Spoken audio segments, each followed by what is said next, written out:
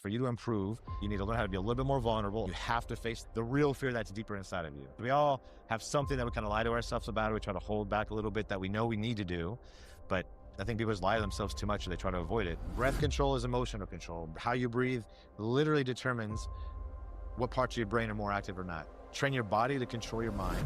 A woman's strength is her empathy. This is a massive power, but it can often also be their biggest weakness. If you can learn how to not let them humanize their opponents as much in certain times, they perform better. Hello Insiders, it's Garcia. Before we start, one quick thing. If you enjoy this conversation, hit the subscribe button. It's the best way to help us grow and keep bringing you the players and coaches you love. Thank you so much. Managing your environment, like literally just where you are, it like I said, drains energy. Even just so let's say you go to a slam, even if you're not like say you're there just as a spectator having fun, like you're visiting, you're just like hanging out with one of your friends as a player, so you don't even have any pressure on you.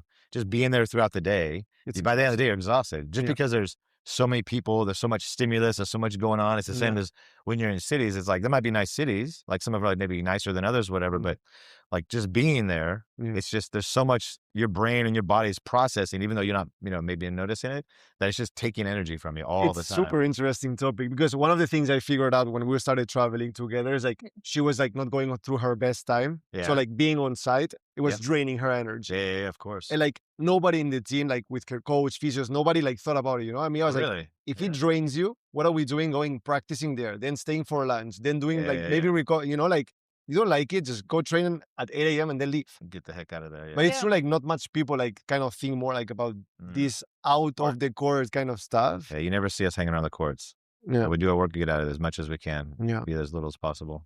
Yeah. You're gonna say? No, I think it's like because everyone kind of do the same outside of maybe like Federer, Djokovic, and Nadal, not even. Managing but where you these play, when you two play. were like you were barely seeing them on tour. That's true, yeah. But everyone, if not, are there, and so you just follow. Yeah, you're just doing what everyone else is doing. Yes. Which I guess it's fine if you like it. If you're like a very social animal and you thrive just having small chats with people like that, that's fine. But if you're more like an introvert, being on that close place all day long, it's like you don't have the energy for when it matters to be like able to put all on it, I guess. No, because it's too long and then you're tired and you just want to go back to your safe place. Or you end up saying, I hate tennis. It's like, you cannot hate tennis. Tennis has no soul. You hate all this other stuff. Because you were telling me, I hate tennis. I'm like, you cannot hate tennis, Maybe you hate your relationship with your dad, like, and what tennis brought to that. Maybe you hate pressure, but like, but it's like, you cannot hate tennis. But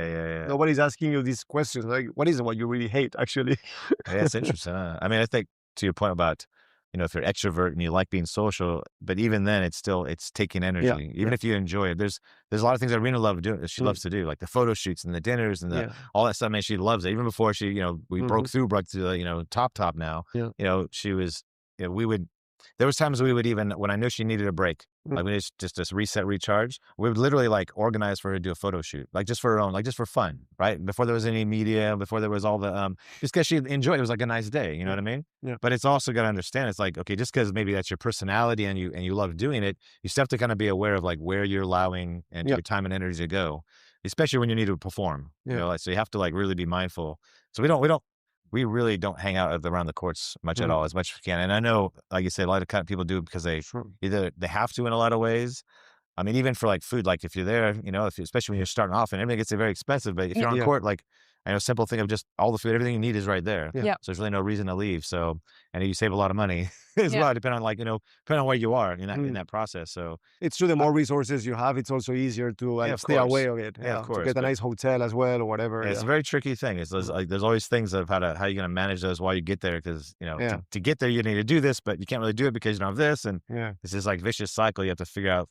But that's why everything that I always do is like, I don't look at it as like, oh, we need to go do this big thing or make this big change. It's always like just little bits, just if you pay attention to your environment and kind of how it's influencing you and vice versa, then you may not always have control of be able to make that change that you need to make, right? But if you're aware of it, right? The way I look at things, if I have an awareness of something, to me, I look at that as like I'm applying pressure to it, right? So I just have a bit of pressure on there. I don't have to put any energy to it, but I'm aware of it now. And what happens is whenever there's a little bit of a shift or a crack or an opportunity, an opening for me to move through that a little bit, I'm already there with a bit of pressure on it. So then as soon as there's an opening, I'll step through a little bit, maybe just little by little by little, right? So even if I don't have control of it to change it right now, I can make change by just at least becoming aware of it. Right. And then if something does shift somewhere else, I'll already be ready to take action on something rather than, or I can start to, sort of engineer my environment or make changes other places that might help the thing that I need to change the most or I want to change the most. It like allows me to do that because, well, yeah, I can't do this right now, but you know what? I can do this and this, which then eventually would influence this thing I really need. Yeah. So for me, it's like, it's giving you this like sense of control. Right. That gives you some power because now you have a bit of control instead of being so focused on the things that you can't control, but you need to, or that you really want to. It's like, oh, you know what I mean? Or you can't change. There's the things that you really wish you could change by yourself or the people around you or whatever. But if you're unable to, okay, sometimes you're just in a situation you can't, but to get there, you have to figure that out. So you have to find all these little things. Sometimes you have to work on the other things around to make this one better. Of course, yeah. There's always a way. That's the thing I always like to say, is just that there's always a way. And even if the way may not be exactly what you want, at least there's something you can do, right? And just taking some sort of action on things will give you that. I think it empowers you, and the more you pay attention to those things, the more you become more aware of yourself, the more you become, you have more resources. It sort of frees up space in your mind and your emotions and your place to like be able to see things a little bit more clearly, right? So not to have it, impact you in such a negative way or heavy way all the time. So I think it's really important to, I don't know, just always be kind of just paying attention to these things. Sorry, I'll ramble on. No, it's good. It's good. We always start with the question with how did you start with tennis, but I feel we just skipped all the like non-important stuff and we just went straight to it. So yeah, I can't help myself. We should just avoid that question. Yes. Oh. No, or maybe we should go back. No, so also to give our listeners maybe a bit of background in case they don't know you. Or sure. Well, I'm sure many people. So how did you start with tennis? Well, I was actually at a mutual friend. I had recently moved from the U.S. to Australia. I was there for about a year or so, and then I decided, I'm going to move back to the States. And I was in that process of moving back. Wasn't sure what I was going to do because over the years I'd already, worked with a lot of athletes, a lot of professionals, a lot of development side, but I was also in a lot of management and sales roles. So I was kind of like, okay, I'm not sure what I'm going to do when I go back. We'll see. Will I go back to the university and, do some athletic training thing or do I, I was just moving back. So I wanted to go back home. And it was just before that Australian Open started. And so I have a good friend of mine who's also a good friend of a tennis coach and a player on the tour. And he thought, you know what, I'm going to come and watch Dmitry play because he hadn't seen him play a long time. And I can visit Jason at the same time. So while they were there, we were just talking. And, I started talking to Tom, my friend, our mutual friend, about, I'm moving back. So trying to figure out what to do. There's a few athletes that, reach out to or they reach out to me. And at the time, it was Dmitry Tursunov. He was wanting to basically fire his physio and strength coach, all that stuff. And they were looking for someone else. And they already knew. I met Dmitry when he first moved to the U.S. and he was like 14 or 13 or something. Just a little bit. I was living in California, but I didn't really know him very well. I just saw him a few times, and that was about it. But we had this mutual friend. They knew that the things that I'd done before. They knew, I had the background of, the performance coach stuff, the fitness and the massage and all that. Had some really good results with all this, and so they were like, well, when I asked Jason, what is he doing? Would he be interested in trying out tennis? So I just went over to the Australian Open my first time. Like I'd lived there for a couple of years, never even visited because I never was involved in tennis. I never played tennis, nothing like that. I only watched it randomly if it was, on TV. And, it went pretty well. Kind of got to realize that environment was like, for me, it was perfect because it's just chaotic. There's a lot of variables that like in performance you need to manage, but you can't, so you have no control over like our schedule. Yeah. There's just so many things are there. So I was like, I like this. Like for me, it's really good. I like to have like a massive goal or task in front of me with like very minimal resources and time. It's like, okay, let's go. And so, it went pretty well. Just that initial sort of, chat and do a little bit of work. And he was about to have surgery on his wrist. And I just said, hey, listen, like it was like 2006 or 7. I forget. Might have been the start of 07. And I was just like, why don't you just give me a chance? Like, let's hold off on the surgery just for a little bit. Let's see what we can do. Anyway, we did some stuff for a few weeks, never had surgery even to this day. But he was booked in, scheduled. He already had some injections. It was scheduled. You need surgery, went to everywhere. So it was kind of cool. So anyway, they decided to ask if I was interested in maybe trying out some tournaments because it's different traveling and all that. Yeah. But before that, I was like, they said, well, we're going to go to California train. Why don't you come and we'll do some work together. So it was Tursunov and Kunitsin were there. And so I just started working with those guys, just, like a little camp. And that went really well. I was really surprised just how uncoordinated and weak tennis players were outside of what they do. Like, you know what I mean? I was just like, what's wrong with you guys? Because I was, from a background of different types of sports, and I was just, I expected like some of their coordination stuff was better, but like with what they did on court, very good. But as soon as it was like something that they weren't used to, it was just like their brain was like, what am I doing? It's like when I worked with swimmers, as soon as you get them out of the water, they were like, they couldn't walk. It was so specialized.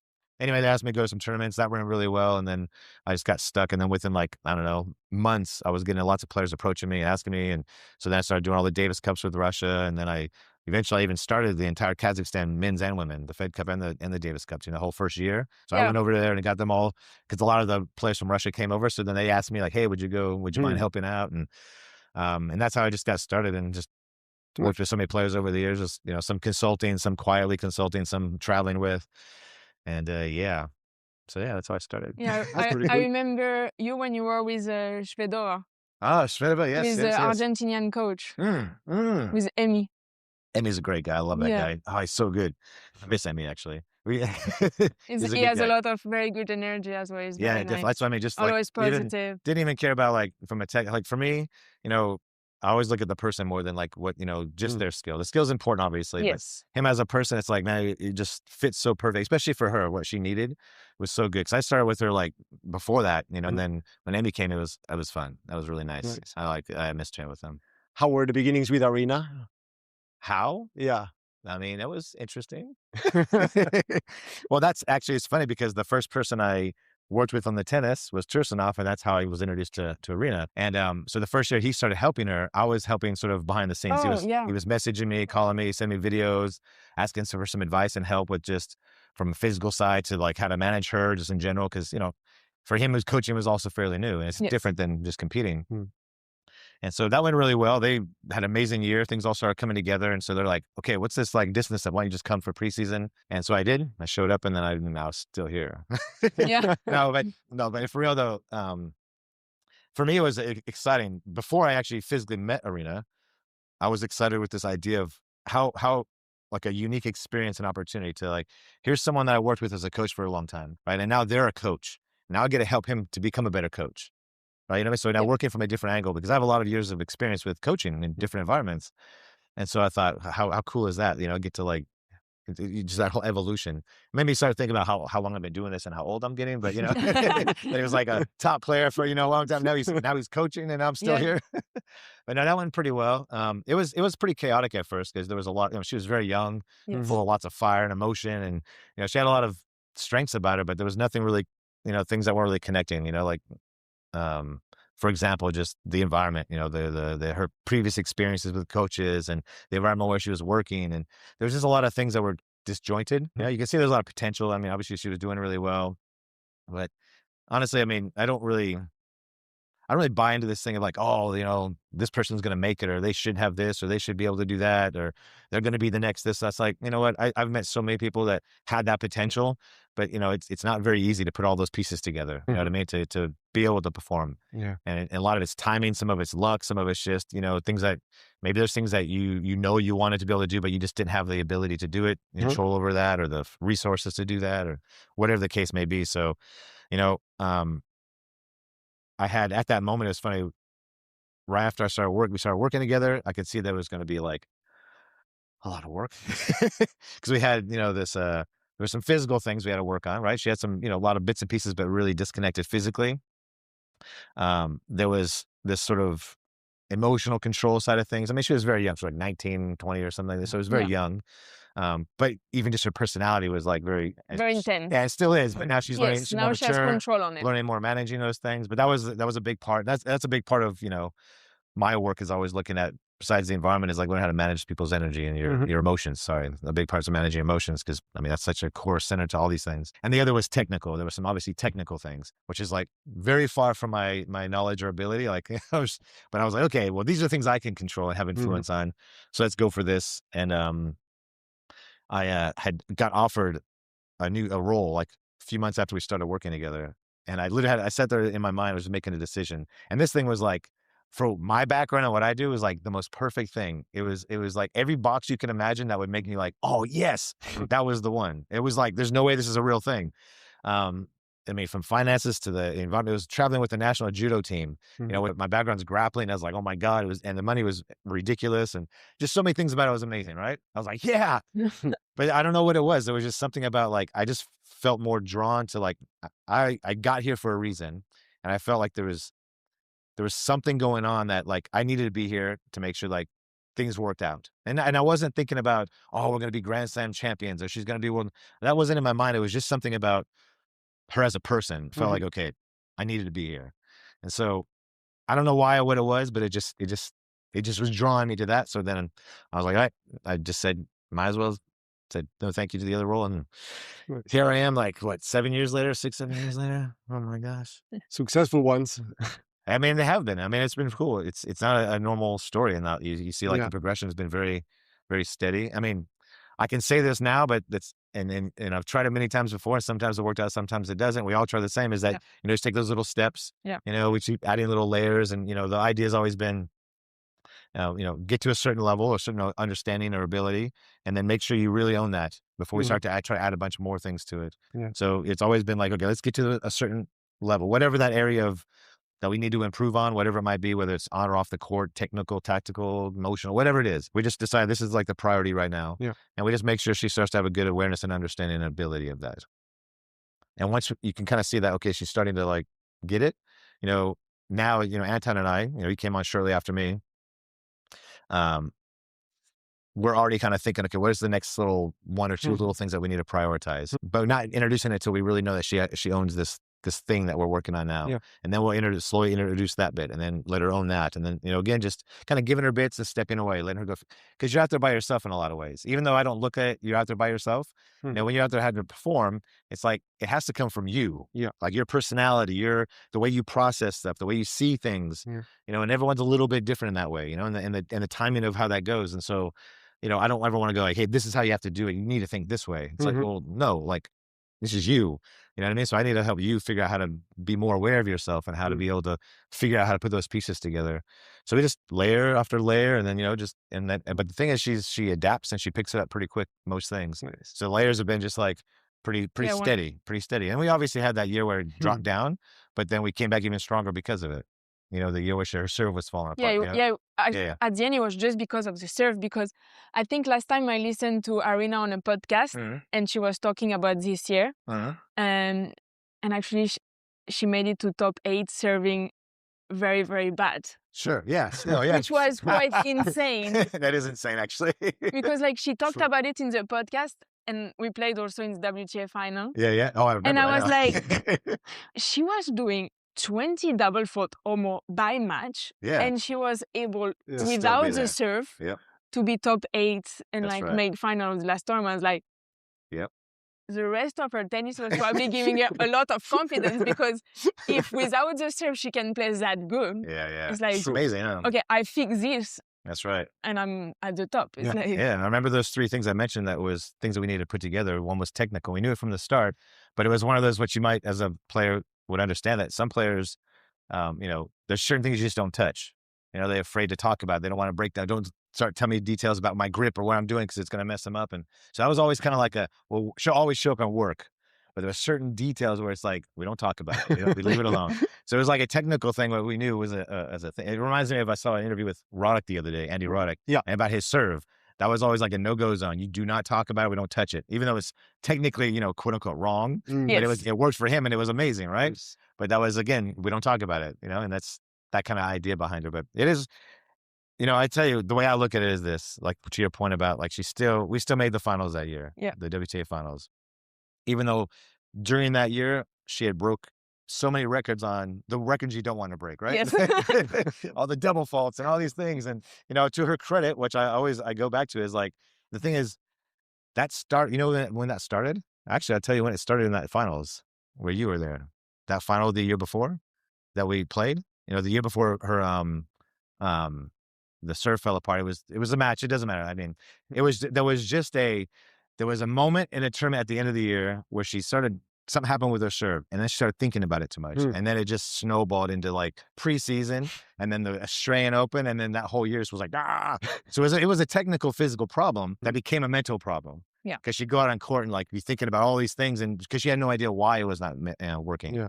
Right. She had no sense of control or awareness of what it was. But, anyway, to go back to the point what I'm trying to make is the fact that she was still able to do that with serving so poorly and having all these things, that one, there was it showed that she was still, one of her biggest strengths is also one of her biggest weaknesses, meaning she's a fighter. She'll show up knowing that she's going to probably humiliate herself and knowing that like the whole world's laughing at her, watching her, waiting for her to mess up some more, but she still kept showing up and knowing she didn't really have a solution yet. So that showed that, she was yet very strong and willing to do the work and put herself out there, but still had this sort of like young, emotional fighter, like, oh, I'm going to grind and just fight and I'll figure it out, which isn't how you become the best at what you do. Like, you know what I mean? You need to like shift and be able to have more control of what you're doing. The other just shows, in my eyes, the value of focusing and improving all those other aspects of who you are as a person and as a player. Because yes, their serve wasn't so good. It was terrible, actually. I'd say it was terrible. But yeah, she still made the top 8, right? And that was because she had many other strengths and improved in a lot of other areas. Before that year, she had already been number 2 in the world for a while. Yeah. We had already been doing very, very well, just overall. And it was because, yes, and with all of that, all these technical issues were always there. So, but we found a way to like, well, this is where you are. This is what your strengths are. This is what your weaknesses are. This is how we're going to fix this as a person and also as a player. And so if you can understand how to put all those pieces together, which again is about, again, just manage the people around you, the environment, learn how to manage your own emotions, be more aware of yourself. How do you manage your energy? Physically, how to put all the pieces together, tactically and technically and strategically from the tennis view, like understanding, well, what are my strengths right now? And then how do I apply that to my opponent's biggest weakness? Right. Yeah. And so then you can get really far, even if you have things that aren't ideal. Yeah. And that's proof right there that, she just kept showing up. She did really well because all the other pieces came together, but those pieces came together because those years before that, all those years before, we've been purposely working on putting all the pieces together. We didn't just worry about one thing or the other, where I think a lot of times you meet various coaches and even players that get so focused on like this technique or this program or this like thing. And don't get me wrong, 100% it's important. Like yes, you need to do those and you need to have those, but I think people forget about all those other things that actually allow you to put those things into play, into action, and make them your own. Because I think that's the biggest thing for me. It's like, I want it to be yours, right? Even when we brought the biomechanic in to come and help with the serve, right? Which, finally came, San Jose that year. I showed up. I wasn't traveling much that year. And I was there and she lost the same way. And Anta and I were talking on the walk to where she's off court on the grass over there, getting mad and crying and everything. And I'm like talking about, okay, what we're going to say, what we're going to do, what are we going to do about this? And we had this idea. And then as we're walking, I see her in the grass and I look at him and I was like, sorry, man, no, I'm taking over. Just follow my lead. And we sat down, let her talk to her, just let her get it all out, let her talk, and got to this point where it was, all right, she's like, what else can we do? We've done everything. Well, there's one thing we didn't do, which was actually sit there on the court for however long I needed to and work on your serve. We actually didn't try to like really, really work on the serve. And we knew there was someone, Dusan Vimic actually was contacting me at the start of the year, and maybe even before, because we knew it was an issue before that year, about someone he knew. And so I just looked at her. I was like, look, this is what's happening. And I said, look like this. This is what's happening. I'm just letting everyone know right now. Like right now, we're done.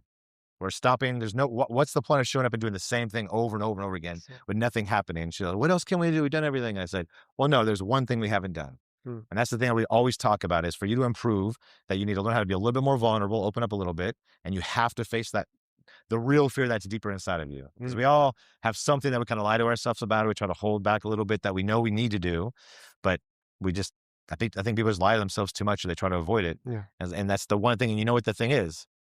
I was like, so we're either stopping right now, we're done, and we'll come and regroup another time. We'll figure it out that later, maybe next year, or we're doing this thing. And she's like, fine.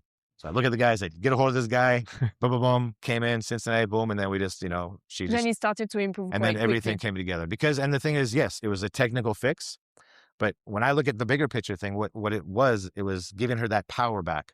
Meaning now she understands if the serve goes there, she knows why. Yes. Right. So she has that sense of control. Right. Where before she'd get up there and think my toss, my leg, my arm, my wrist, my elbow, like, what is it? There's all these different things in her head. But now if she does something, she knows it. She goes, my toss was too forward. Yeah, so the one after she can improve. Right away, change. she knows what it was. Yeah, because if you don't know what you're doing wrong, you cannot fix it. No, and then you're just gonna go crazy if you just keep going through it, and then it just gets worse and worse and worse, right? So that just gave her that control. So all those other tools that she had previously, all those other things that she's been working on for so long, not just tennis but everything, that when there was that other piece that we always knew was missing, and when that started coming together, then all the parts come together. So now we had a more complete puzzle. Yeah. Where we had a few missing pieces that were like actual border pieces, the important parts, some fundamental things that were missing, but we had a lot of other pieces already ready to go. We just needed those little bits to like fit in there so that way we can move forward. You think in tennis in general, there's like, especially when the young players are developing, there's a lot of focus on that technical side, on how to play tennis, but not enough focus on all the other like non-tennis things, like the mental part, how to be a good competitor, how to handle pressure. Sure. Do I think that like there's not enough work put into that? I mean, that's a tricky question because, obviously when you're new at something, you need to develop the skill. Yeah. You need to have the technique. So it takes time, takes a lot of work to get that. So when I answer this question, I just want to make it very clear, you need to work on those things. Like, of course, you have to do it, right? Mm-hmm. Well, sometimes I'll say things and people are like, oh, but no, this is like, yeah, I know it's important. Yeah. So we all agree, developing your technique and knowing what you're doing and understanding the game, like how to open the court, like all this, what all that language is, you need to learn that language because it's just a language like everything else. So you need to learn it. So we all agree, we'll just put that on the shelf. Yes. Right? Well, that's why at the end, you are the proof that that's important, right? Because maybe you know all the other things, but as you don't know how to do the best forehand it's possible, you cannot be competing at the highest level, right? Okay. So of course it's super important. That's right. And look, we didn't have that technical knowledge with Aryna, we still did. And I've done that with many other environments. But to go back to your question, I think, yes, absolutely, it's very important to help, a young person, whether it's a tennis player, just as a person. Why wouldn't you want to help them learn how to manage their emotions a bit better, how to become more self-aware, how to be more respectful to themselves and the people around them, how to manage their energy, like, physical energy, even their own emotional energy, especially these days where it's a mess with like social media and everywhere you go 24/7, things are like pulling your attention. Yeah. And there's designed in such a way that like it gets your attention, our phones, our social media, it's everything. It's just 24/7, just access and attention, pulling you all the time. Yeah. And so, I think it's really hard for a lot of younger people, more so than maybe, especially when I was younger, we didn't have, pagers or anything. There's no internet, but, I think it's massive because, if you're doing the work behind the scenes, like building your physicality, figuring out, what is your strength, like what's going to be your style of play, like what ideal sort of, the way you're built physically, and make sure you put all those pieces together so you have not just the ability to perform, but the longevity to handle it, because it's a rough sport, or any sport really. But so while you're working on that, you need to learn how to like lose.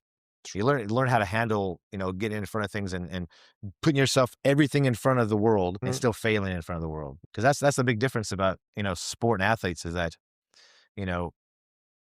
if you're struggling with something or you make a mistake or you just mess up completely, okay, we all have this happen in our life. But the thing is, like, we see it and maybe our close friend or relative or someone is nearby that sees it. But in this situation, like the whole world sees it. You know what I mean? So it's not easy to manage that stuff. So for me, I think it's extremely valuable to learn how to compete, learn how to win, learn how to lose, because all those are the same. Learn how to have the self-awareness, but also like I think there's 3 self things I would say that I would want. Like, same with my kids, I'm always trying to help them understand and let them experience those things on their own and just kind of guide them through it. Is obviously awareness of themselves, about a lot of the, like those 3 E's I keep saying, the emotional, environment, energy. But the other part is the like self-respect. Right? If I have some respect for myself, obviously I'm going to carry myself a bit differently. And I'm not talking about being arrogant or whatever. I'm just talking about just, like you take certain actions. If you sort of have a self-respect, you can act a certain way. Right? Yeah. And the other thing is having some self-compassion, right? To be able to, give yourself some space to just go mess up and make mistakes. Right? As long as you're not just saying sorry and then doing it over and over and over again, that's different. Right? You know what I mean? Yeah. But it's just, I think those 3 things are for me, like some of the biggest things that you should definitely be, if you're coaching or working with anyone, I think it's like another responsibility to kind of help share that, help them become, have a better life, regardless if they make it in tennis or their sport or whatever, but to really like, those are the pieces, because, think of it, let's go back to just performance is one of the reasons why Aryna kept showing up at those times and got through again, even with all these technical things that were so bad, like the mechanic, Gavin, he was just freaking out. Like, how have you done this? Like, everything is wrong. You know, from his perspective, it's just, when you're in these high stress, high stakes, high pressure moments, right? That person who you really are, if you're so out of alignment with who you are, where you don't have this real clear understanding of who you are, that awareness of yourself, and you don't have that respect for yourself, and again, that self-compassion, then it's going to be really hard. Those cracks are going to show up when you don't want them to show up, when you need to be there for somebody else, or to handle a situation, or to perform on the courts. You know what I mean? If you're not aligned with yourself and you're not understanding those things and always trying to get better at that, then I think you'll always be limited on what you're going to achieve. And even if you do get to some successful level, I think one of two things happens, in my experience, is that one, it's like a one-off thing and that's it. You can't repeat it. You don't know how you did it. You see that a lot in a lot of different environments. The other part is that you get there and you don't like who you are. Right. Or you don't know who you are, or you're just burnt out, or you're just not happy, for different things. Like you're miserable. A lot of people end up becoming addicted to things, whether it's food or drugs or whatever else. They're just not happy because of how they got there, whether it was because they got there in a way that was really disconnected, or they were just missing those other parts that they didn't really look at, or there wasn't people in their environment to help them, develop those things. So I think it's huge. Yeah, I can relate on that. Yeah, can you? Yeah. I can relate on that. It's like, I made it to the top, but obviously because I worked very hard, but not sure, like I didn't really like who I was when I was at the top, or didn't make me very happy at the end. It was like, I thought being at the top was what was going to be the thing. Yes, exactly. But at the end, it's like, well, I feel as empty as I was before. And the people surrounding me was always asking more and more for me. Like I was with my dad and it was like, okay, now you have to win a slam now. And like, it's always more and more. But at the end, it's like, okay, I just won my biggest tournament, but it's like, I don't really understand, it's like, it's empty. And after that, I understood that I didn't build my identity as a person, and I was only identifying myself as a tennis player. Sure. And if I was not good at that, I was nothing, or I was bad. And that's where I can really relate on like how important it is to have a good team around you, and also like to keep learning on yourself, and like why you want to go up there, how you want to get there. Of course, And once you're there, like it doesn't define you. That's right. I mean, to what you were mentioning before, that Aryna, when she was like still like struggling with her serve, she was still showing up. Sure. But probably if she was identifying herself just as a tennis player, she would have quit it, because she would have lost her mind. Yeah, sure. And that's really probably maybe what you like, no more like that 360. And I was going through your Instagram, and I love this quote: performing your best over the long haul isn't more confidence, it's self-compassion. Wow, okay, that right? That's pretty good. Yeah, that's pretty good. It's very deep. Like if you start to scratch into it, it's true, no? Because if every time you do a mistake, you start like, oh, I suck, I'm a shit, I don't deserve. No, like so you were losing matches, and she was coming to me like, do you still love me? I was like, it's really two different things, like your performance as a tennis player and how lovable you are. And at the end, I kind of like lost. Like I was top 20 in the world, but in my mind, I was like top 200, or top 300, and I have never accomplished anything. Jeez, it's crazy. And it was just like all about the results and the win, how I had win that match, and that's it. And only like going higher and higher. It's the only way. It was the only way. And it's tough. Man. So it was bringing only frustration at the end, because winning a tournament happened rarely. Sure. And also sometimes when you win matches, sometimes you win ugly. So winning ugly obviously was not good. So you had to win playing a good match, which is like very rare. Exactly. So it was just like only negative, only like bad. God. I didn't know a lot of that about you. It's pretty interesting. Sorry to hear. I'm glad you're telling me that. It's pretty cool.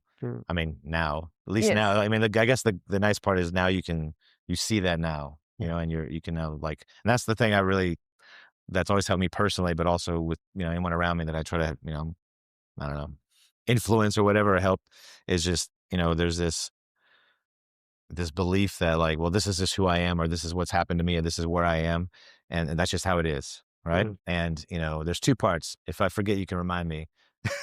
One part is this thing I always talk about, like, don't fight it, don't feed it. Maybe you can remind me of that in a second if I forget, because I'll just start going on some tangent. But the thing that's like really beautiful about where you are right now, like, yeah, it sucks. You had some tough experiences, but now those experiences, you are able to see more, right? And now you can go out and influence people around you. Yeah.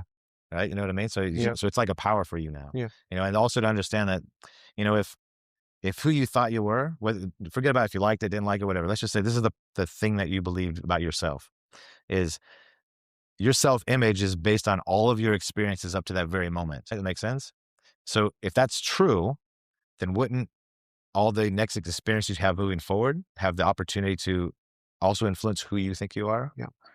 Yeah. This makes sense? Yes, of course. So everything I've done up to this very moment is how I've formed my identity about myself, right? And how I feel about myself. If I just dwell on the negative things or the bad things or whatnot, and I start feeding this sort of thing, become more like a victim or hang on to things too much, then those things are going to stick around much longer than they need to. Yeah. Right. And then I'm going to just make sure that all my experiences moving forward align with what I think about myself. Right. Or just to prove that, look, see, this is why, but if I am aware of it, like you are now, I can go, well, no, you can actually take some control and make decisions and change your environment and just be more aware, even if you can't change stuff right away. Yeah. Like we said earlier, just that awareness alone is powerful. And so then now every experience moving forward, you get to decide how it shapes who you want to be and where you want to end up. And it might take a long time, right? It might take a while, but the fact is you'll end up, if you want to be over here, you're going to be over there. You're going to be like whoever it is that you want to become and who you want to be perceived as. Because I know people I think it's important, what you think people think of you. I think it's important, and even though I don't mean that in like an arrogant way, just like a real humble way, but like it is important that, if you want to be seen as a certain type of person, then then your actions that you take now will lead to that becoming a real thing. Right. So while it might suck and it really might hurt sometimes thinking about it, it's like, well, look, you know what? Now this is like such a strength that you have that no one else does. Yeah. Because there are a lot of people may have experienced the same thing, but they never come to that realization. And then they don't have the power to do something about it because they don't believe they have the power to do something about it. And you're like 100 million times level higher than everybody else now because of that.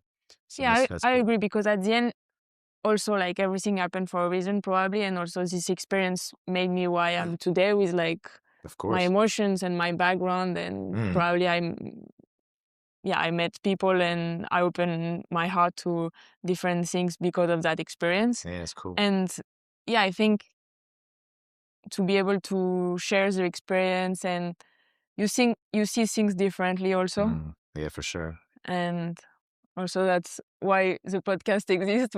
Yeah. So that's why you started the podcast, was just to be able to listen and share and talk and for different reasons, but one of the reasons was to be able to share the behind the scene of tennis player. Sure. And who they were as a person, and through what they were going through in a safe place, because I felt that I never had that platform, that it was hard to go to media and not being judged. Yeah, of course. And it was...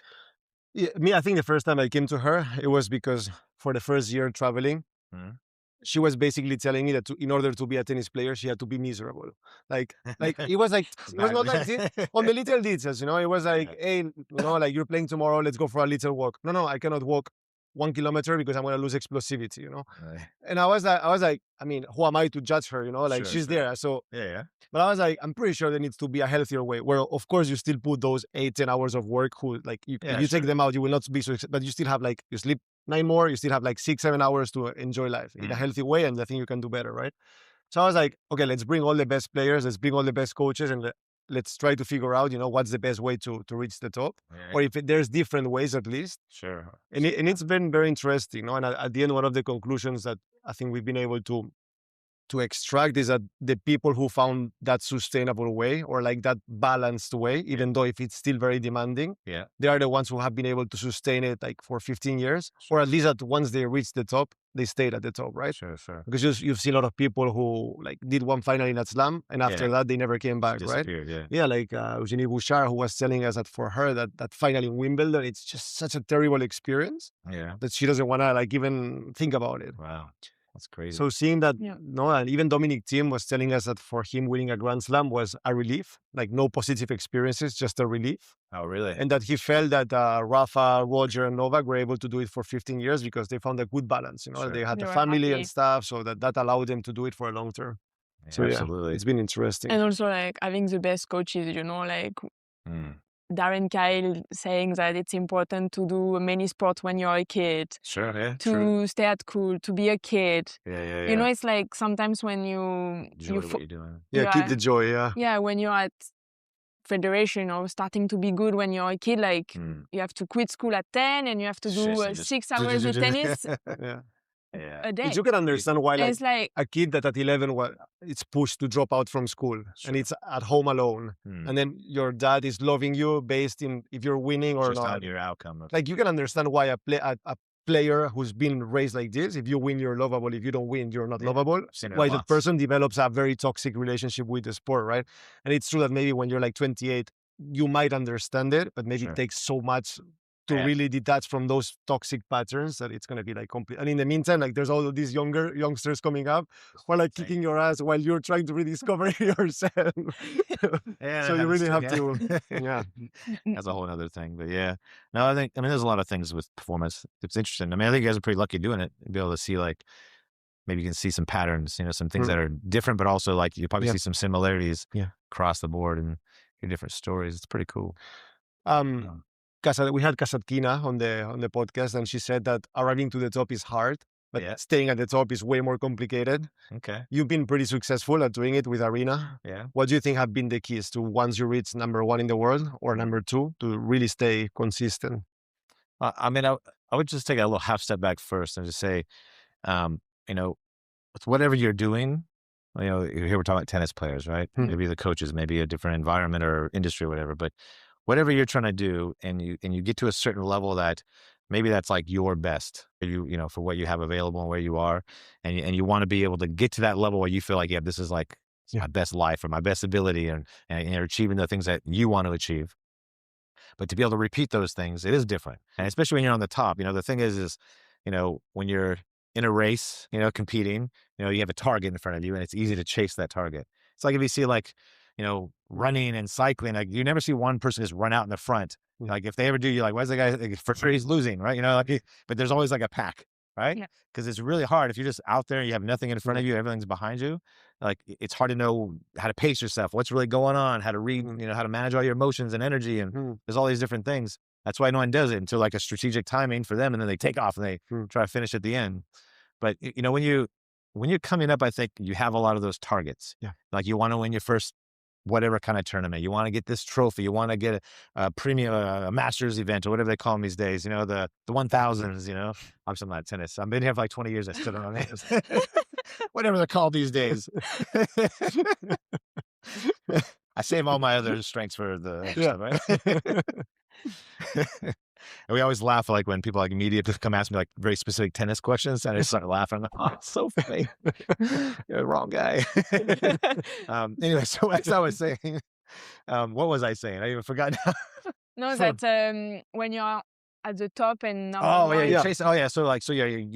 have all these other targets, right? Yes. Sometimes for yourself because you want to like, you know, prove that you did or you want to win that thing. You know, maybe it's your first slam and you get that. And some people, it's like a big relief and they never do it again, or they can't do it. It just all the stars align. Everything came out perfectly for them. All the things, you know, worked out, but they get that thing. Or like in our case, she's there. She's like won 4 slams now. She's won everything, you know, and pretty consistently getting to finals. And, you know, that's we can talk about that later, but that's the other thing that's the level she's at now. We know that you can expect her to be deep in the tournaments and win a good percentage of the finals, but maybe not quite all of them yet. You know what I mean? Like it's never really a thing. Are you always going to win everything? Right. But you know, she's pretty consistent on getting deep into the tournaments, and that's okay. That's just where we are right now. It's okay. Everyone's like, oh my gosh, she's, this year everyone talking about how she's losing all these finals. Like, yeah, she's won half of them. Like, and wait, hold on. She's got to all of them. Just let's not forget she's getting to all these finals. So that's kind of a big deal. And that's where we are right now. Remember I said about we just go each level, and then this is where we are right now. This is where we know we can manage really well. Now we're just kind of tweaking all the little bits to be a bit more consistent with that. So anyway, you have all these targets, go back to the point. And so it's a little bit easier because you have this thing that you're chasing, and everyone has several different things that motivate them. Some internal reasons, their own personal things, a lot of external things, but they have all those things. And I think what has to happen a little bit during that process, but even when you start to get closer to, your top, and you maybe don't have the same targets anymore, or you hit the thing that you thought you really wanted, but now it's like, well, now what next? What's my purpose? What's my drive? What's motivating me to keep doing this? So yeah, you need to have a lot of reasons, internal, external motivators, right? Because those things change. But there's a couple of parts. One, motivation to me is like stuff that kind of helps you get started, right? But what matters most is regulation, like how to regulate yourself. Like, again, going back to managing emotions and your energy. So if you're developing that part of yourself as you're getting there, as you get there, not a lot changes, right? You don't get, oh, I'm at the top. Oh my God, now what do I do? Like, how am I going to stay here?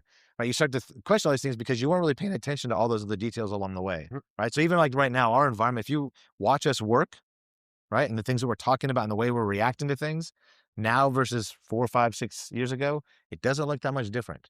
The things we're talking about, kind of the same things. There's a few differences now because, a lot of obligations and media and sponsors, and, she has all these other things that she has to do to help build her brand, which are important because, again, life of a athlete's very short. So it's important. So there's other things we have to learn how to manage, but we're not acting any different, right? We're not really overexcited or underexcited or this or that or being distracted or whatever. We're all there still for the same purpose. We're all this making sure each other is always getting a little bit better, or we're having an environment where each of us can perform our best, like we're comfortable and we're good. So there's that part where if you really focus on those again, those 3 E's, I always talk about throughout your process, that when all these external things start to change, okay, but it's still you and you're still aligned with those things. So not a lot has to change. Now, even if you have a bad little run, like there's a little bit of things that you failed at, it's like, okay, well, you're kind of revisiting the same things. It's still you. But hopefully when we revisit these, like French Open this year, final, that was a lot like the old Aryna. The only difference was while it was happening, she was aware it was happening, but she kind of didn't have the ability to control herself in that moment. She couldn't change it in the moment, but she was aware of it, which made it more frustrating for herself, right? And then right afterwards, she was already asking questions and trying to come up with a solution. Like, well, what led to this moment? It wasn't about the moment. She realized it was actually something had been going on the way there, whether it was weeks or months before, or overall that we still have a little bit of work to do on stuff because there was a big crack there that happened. But it was still the same Aryna, the same actions, the behavior was just like how she used to be. Right. And so that's what I told her. I was like, nothing's changed, the same. What's the problem? But the good part is that now all of us, including now, Anton and Aryna, have a lot more experience in dealing with this. And we faced this before. So now we just got to go back and step back, zoom out a little bit and go, okay, well, where can we make some improvement? What may have led to this? The big part now I'm going to shift to, I know there's a lot of different parts here because it's a big question. Like, how do you stay on the top, right? Like everyone's always asking these kind of things. And for me, one of the things that you need to also do while you're working, and I think it shifts even more so now when you get to the top, where when you're out there competing, you're not necessarily like you used to be, like you really want that trophy, right? You want that title, you want that, that thing that, oh, look, that's like proof that I did it, like, and your name is now written on the wall there. For you to be able to really keep going, because it's really hard, in different ways, good and bad ways, it's really hard. I think you have to start to realize and find other reasons for winning, right? And what I mean by that is being a part of something that's not just about you, right? You're doing it for, like with Aryna, over the years, it's always been this thing that we decided, it was just there all the time. Like we talked about a little bit here and there, just planting that seed. It's always kind of hanging out in this sort of space of ours, was that legacy of her name, like her family name, we should say, right? And so that has to be more her mindset now. So when she's out there, it's not about her anymore, right? It's not about, oh, I win another title. Like, of course you're going to have those things, right? And we need those things sometimes. There's those different moments of different days where that'll motivate you a bit more. Like, oh, I can win that 3 times in a row. Oh my God. Or I could do that. Sure. There'll be brief moments that kind of give you a bit of a spark, but that's not the foundation of things. That's not the deeper part of you and what you need to do to be able to keep showing up and being able to perform. So for me, there's this shift of like, it's more about me and wanting to do these things and for these reasons, to you're doing it now for a much bigger purpose. Like you're trying to really create a legacy for yourself, whatever that might mean. Doesn't mean you're going to break all the records and do this and that, but you really want to solidify, like, proof that like I did it. Right. And then you also have this other part of you where it's like, you're doing it for your family or for your team or for some other bigger purpose. Right. So for me, it's more about you probably the scale of it being more about you and the titles, all that, and shifting more and more as you get up to the top. And to stay there, like it has to be more about like you're out there to, for that legacy. So you're out there now, not alone, right? You're now on the court with everybody behind you, right? To support you. And so, it's the same thing you start to hear Aryna as the years were going on, as she's going more and more and more, that you'll actually hear things. And even that French Open, this year, the Coco one, everything she was saying afterward that she was upset about was about her behavior, how she couldn't figure this out, why she was acting this way, what can she do about it? But she was also upset because she thought she embarrassed us, like the team. So it wasn't just about like, she's out there and she's, like the normal kind of stuff. I can't think of the words, but you know what I mean? The normal stuff. It was also understanding that like, well, she knows all the stuff that we're giving, right? And so that gives you strength because you're not out there alone. You're not out there for yourself. You're out because you're often going to do a little bit extra for others than you are yourself sometimes. Does it make sense? Yeah. So I think that's a really big part. It reminds me, I can tell you a quick story if you want, just like a more personal one. So it reminds me, it's just like a fun one, but it reminds me of this time I had a competition, like a jiu-jitsu fight, right? Matt.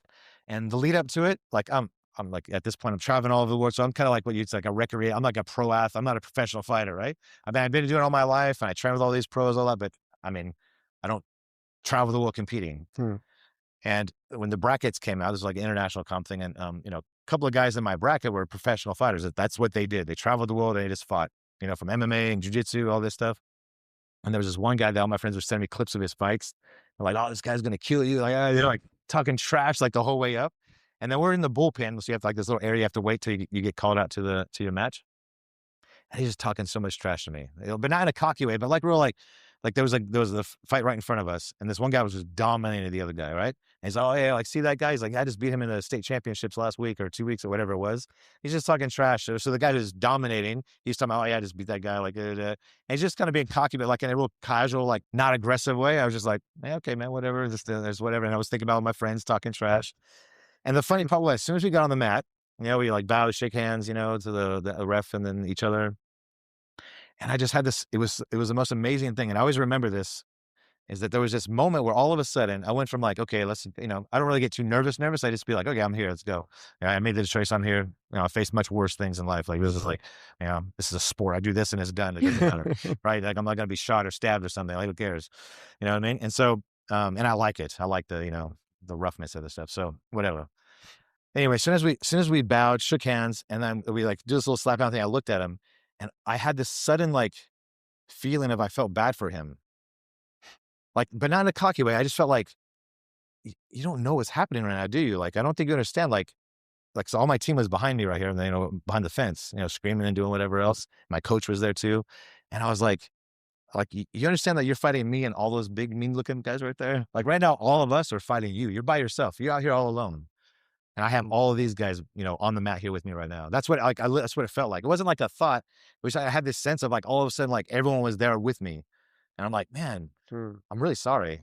Like, I feel like, and it was like just over a minute, choked him out, and done. It was done. It just, boom, it was amazing.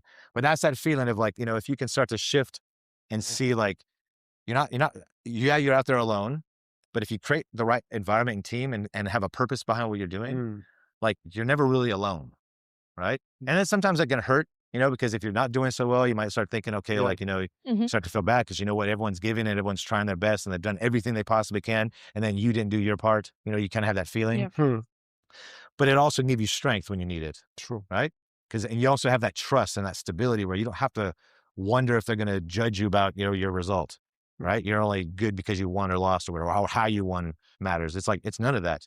We literally never act any different when she wins or loses. Yeah. There's no difference from the way we respond.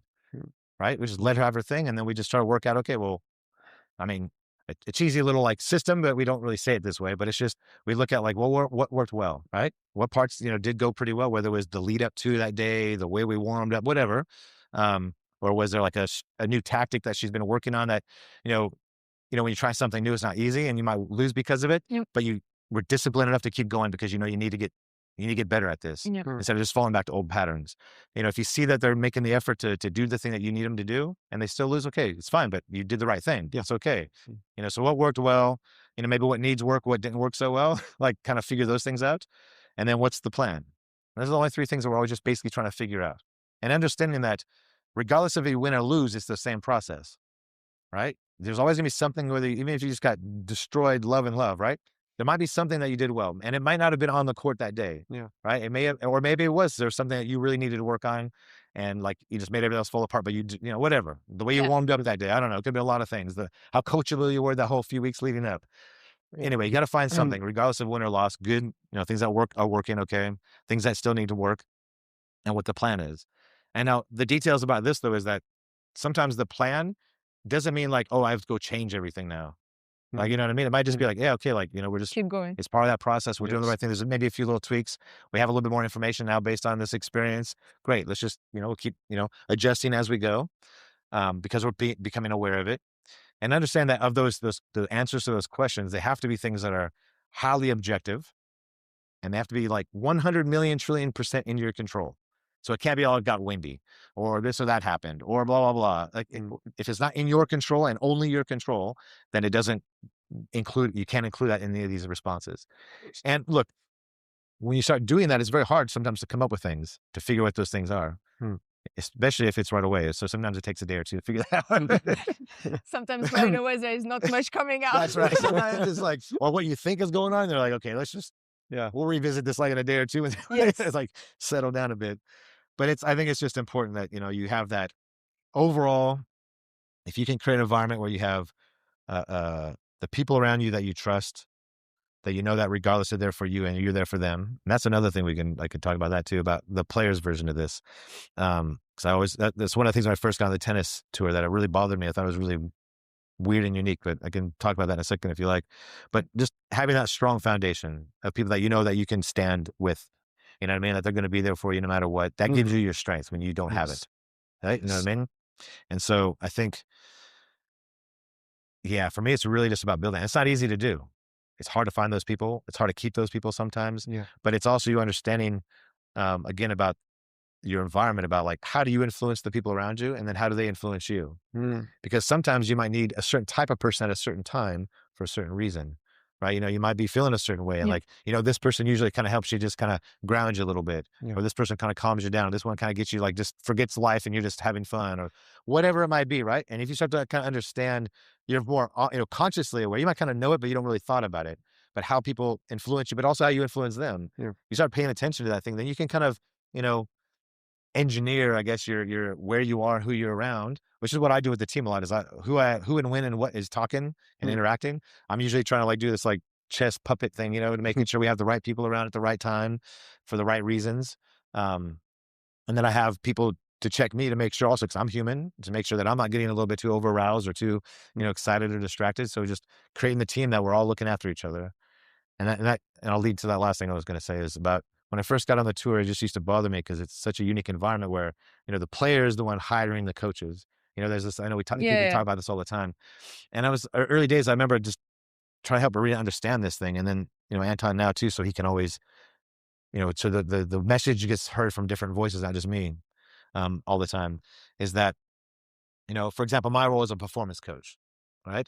My job, if we just look at my job on a piece of paper, is to make sure that she's physically and mentally ready to perform her best, right? Whether it's like reducing injury risk, all mentally, all these things. My job is to make sure she can perform her best and continue to perform her best, right? Now, I am doing everything I can for her to make sure that is a reality. All day and night, that's all my thinking about. That's all I'm doing. That's all I'm putting together. That's all who I bring into the team, who I bring away from the team, all that kind of stuff has to do with making sure she has got everything she needs to walk out there and perform her best, right? Which it should be this way, right? Like that's what the coaches are for. That's what we're all doing.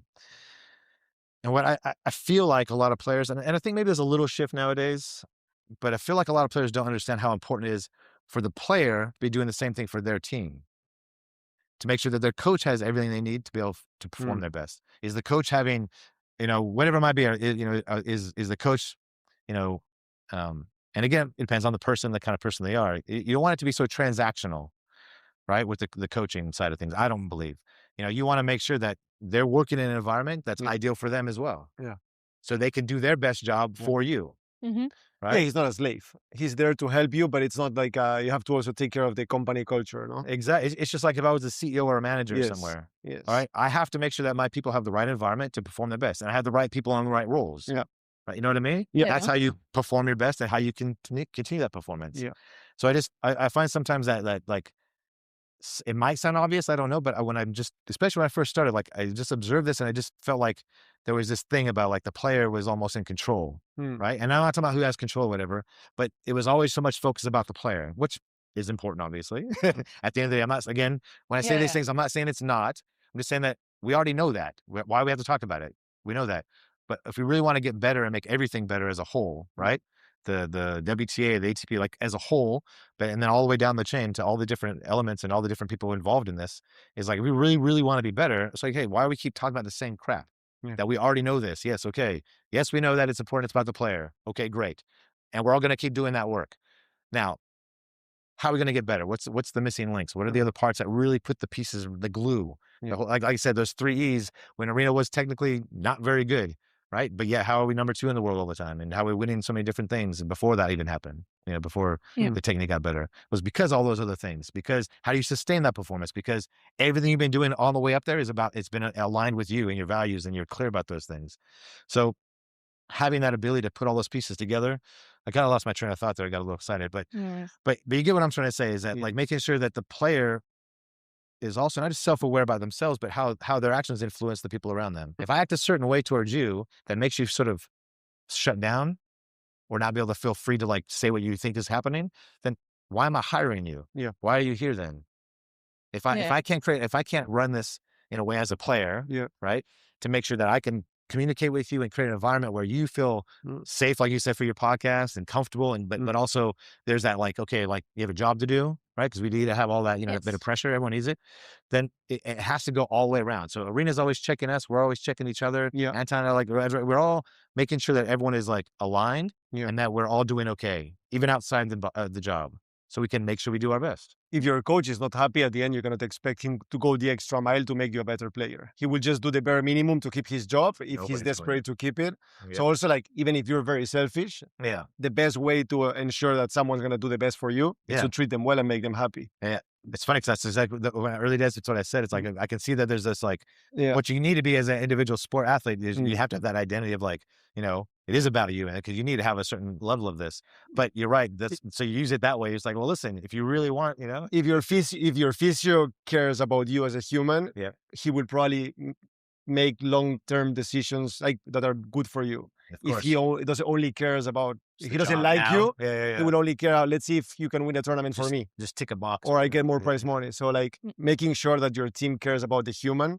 Yeah, of course. It will also help you. Even if you don't do it for that, you should not do it for those reasons. You should do it because it's nice to take good care of people. Yeah, of course, of course. But ultimately, it's going to help you. Yeah, 100%. To make your team care about you. Yeah, you have to align all those. That's why you also see, I guess, a lot of players playing injured, because like the coach is just trying to squeeze the player, or like because I've seen, like, I've not been in tennis for a long time, but I've seen like physios just, like not telling someone, hey, you should not play, recover from the shoulder, and then like probably in 2 months from now you can play again at your 100. Yeah. It's like, I mean, there's a lot of variables there. It's a tricky one. Of course, yes, of course, 100%. It's not a very easy, simple question. But there's a time and place where like you have to have the person's well-being involved first. Like even with what we do with Aryna, like even from a training perspective, everything from the supplements to the food, the way we train, the way we manage everything I'm doing, my first thought is her health as a woman, not as a tennis player. But it's easier for you to do it because you care about Aryna as a human. If you hate Aryna, it would be harder for you to take care of her. Exactly. And that goes again back to the cycle of like,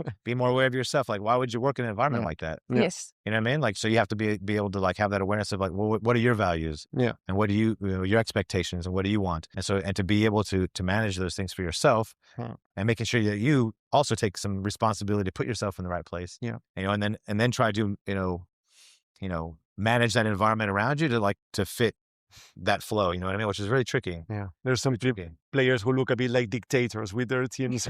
Yeah, I mean, or they're just hopping around changing things all the time, and there's no consistency. Yeah. It's getting a little better with that, but it's just always just changing and chopping, and where there's like this real weird relationship. Yeah. Like, toxic negative. Yeah, very toxic, and it doesn't need to be that way. It really doesn't. I mean, I get it. There's some people that's how they operate, but they only operate that way because that's how were like taught, and that's how they were sort of coached. Yes. You know what I mean? So they kind of become this. Yes. Yes. And so, you know, it's like just kind of repeating these patterns, you know, and I don't think. But it's going back before I asked you if you thought that there was like a lot of focus on the tennis side and not on the non-tennis side. And me, the way I feel is like a player is like a small company, or like not that small actually. Yeah. So like you have to really like teach that player and know how to manage it, like, but there's not enough like education on it, on how to hire, how to create a good tennis culture, no? Because if you work in a company, you really learn all these things. Yeah, it's not that.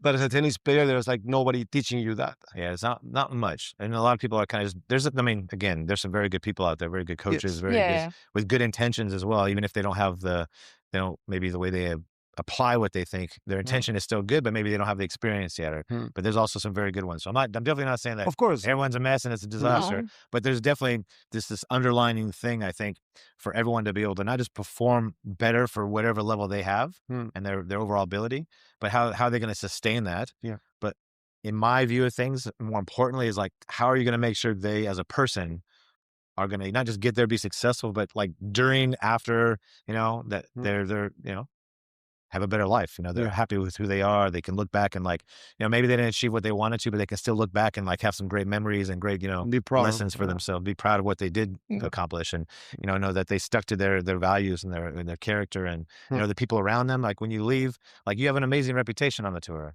You know what I mean? Like you really do, but again, I know you had, and I'm learning more now, like a lot of struggles behind the scenes, which I'm sorry about, but like out there though, like how you talk to people, how you, like you were one I looked at, it's like you should, I hope that you would have a lot of respect for yourself. You know what I mean? That you have a lot of belief in yourself. I can see that you kind of didn't, you know what I mean? Like, but it was something I always hoped for you. When I saw it, I always felt like, God, I really want to help you. Because I kind of had the sense that there's this part of you where like it was so much strength and potential there, like as a person, but you know, there was this like something was like not really believe in it, or there was like something inside you that was also kind of, you know, wrapping around you in your deeper part of who you are, that was kind of blocking you. But you know, but regardless of all that, like you have an amazing reputation. Like you can walk to any tournament out, everyone's be happy to see you. Like, but think about that. That's how unusual is that? Yeah. Like that's amazing. How, like if everything else was a mess, that would be the most, like for me personally, that'd be the most amazing thing. If I could walk into a room anywhere where I used to work or be or hang out and everyone was happy to see me, I mean, I made it. That's for me, I'm done. That's good. That's perfect. I think it was Warren Buffett that said that the ultimate success in life is to be loved by the people you wanted to be loved by. There you go. There you go. Yeah, it's interesting one. Yeah. I don't like the whole like who you wanted to be loved by, because I'm not gonna make someone love me. But yeah. But I know what you mean. No, but like, you know, I always overthink things too much. So but no. But it's still the idea is very good. Exactly. Yeah. So I think, you know, that's something to be proud of for yourself. I think it's awesome. It's very cool. Like I barely know you. I mean, I know you, but like this is the most we've sat down and spoken. You know what I mean? Of course. You know, all these years. Welcome to Tennis Life. Oh, exactly right. Like we know each other, but we don't know each other. The farther you go, most of the time with everyone is like, "How are you?" Yeah. Oh, good morning or whatever. How was your holiday? Sometimes in January in Australia, we kind of talk a bit more with everyone. Is like back to school day. How was your holidays? Like that. Happy New Year. You know, I think. Yeah, exactly. But that's pretty much it. Yeah, it's funny because I always talk about the tennis tour as like this. It's like a gypsy camp. You know what I mean? It's like there's just we're all in we're in this bubble. We're all traveling around each other with each other. We're in the same place. We see each other, but then at the same time, we're not really always interacting like real directly. And also, you know, a lot of times they're opponents, you know, with each other. Yeah. And that was one thing when I first started on the tour that was really one of the old guys pointed out, I thought it was really weird, because I'd have lunch with one of the guys, and then I'd go have dinner with a whole different team, you know, another guy, and like knowing that they don't like each other, but I'm like helping both of them, and they're both telling me everything, because it's like, you know, I don't, you know, say things I don't need to. I don't share things I don't need to. I'm, you know, very respectful and very, you know, just try to be as trustworthy as I can be. But it's like, you know, I didn't understand. Well, I mean, you guys are here all the time with each other. Like, yeah, you're competing, but like also it doesn't mean you can't be friendly and like and kind of get to know each other a little bit in certain ways. I mean, I won't open up the door of this other topic, because I think there's a difference between men and women in that area. Oh, yes. You know what I mean? As far as, and that's one thing I noticed with the females I've worked with over the years. If you can learn how to not let them humanize their opponents as much in certain times, they perform better. Versus men, like, man, we could go and like in my combat sports and jiu-jitsu, we beat the crap out of each other. Like literally, like I've lost teeth, I've had broken bones, all this stuff from just training with each other.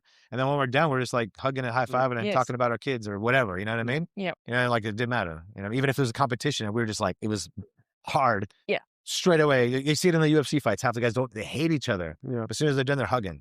You know what I mean? But in girls, it's just a little bit different. In the slams, when there's like both in the same gym, like you can see like a whole different vibe. Like the men can be just like having a good time, laughing, playing football together. Yeah. The girls, they're not even almost allowed to be saying hi. Yes. Well, I think though, look, and I know people like we say this all the time, but like I would say what I meant with that is, you know, I noticed when I was I already kind of noticed this a lot with other female sports that I worked with, but when I was first on the tennis and I was noticing, you know, like the girls at the time over those years who were dominating and doing really well, just the habits they had. I just noticed like, I never see them around anywhere. They're never hanging around the court. They're not just socializing with everybody, especially on, match day. They're not like anywhere to be seen. They're not like in the locker room talking, or they're not in the gym, you know, whatever, for the most part.